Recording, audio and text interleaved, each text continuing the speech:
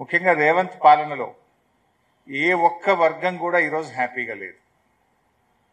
అది కార్మికులైనా, పారిశ్రామికవేత్తలైనా, అది auto డ్రైవర్లైనా, taxi డ్రైవర్లైనా, చిరు వ్యాపారులైనా, అన్ని వర్గాలు కూడా ఈరోజు రేవంత్ పాలనలో ఇబ్బంది పడుతున్నటువంటి పరిస్థితి మనం చూస్తూ ఉన్నాం. అందువల్ల ఈరోజు ఈ రాష్ట్రంలో ఎవరైనా హ్యాపీగా ఉన్నారంటే 4 బ్రదర్స్ మాత్రమే హ్యాపీగా ఉన్నారు. 4 బ్రదర్స్ తప్ప 4 కోట్ల ప్రజల్లో ఇలా అసంతృప్తి ఉన్నది. ఇచ్చిన ఏ గ్యారంటీలు అమలు కాలేదు.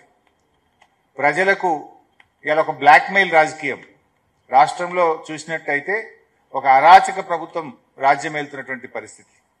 ఈ అరాచకత్వానికి బుద్ధి చెప్పాల్సిన అవసరం ఉంది.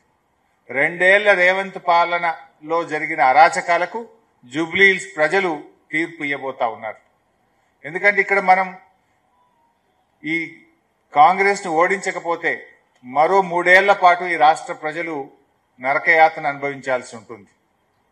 కేసీఆర్ పాలనలో వికాసం, రేవంత్ పాలనలో 2 ఏళ్ల పాలనలో ప్రజలకు విధ్వంసం తప్ప మిగిలింది ఏం లేదు. నిజానికి చెప్పుకోవడానికి ఒక్కటి కూడా లేదు. ఏ ఒక్కటి కూడా జరగలేదు. పథకాలు కేసీఆర్ గారు అందించిన సంక్షేమ పథకాలు ఒకటొక్కటిగా రద్దవుతా ఉన్నాయి. ఒకటొక్కటిగా చెప్పకుండానే వాటి అమలు నిలిచిపోతా ఉంది తప్ప కొత్తగా వస్తున్నటువంటిది అయితే ఏమి లేదు. ఈ ఎన్నిక వికాసానికి విధ్వంసానికి మధ్య జరుగుతున్న ఎన్నిక. ప్రజలు ఈ ఎన్నికల్లో ఏది కావాలో నిర్ణయించుకోవాలి. వికాసం గెలవాలా, విధ్వంసం గెలవాలా?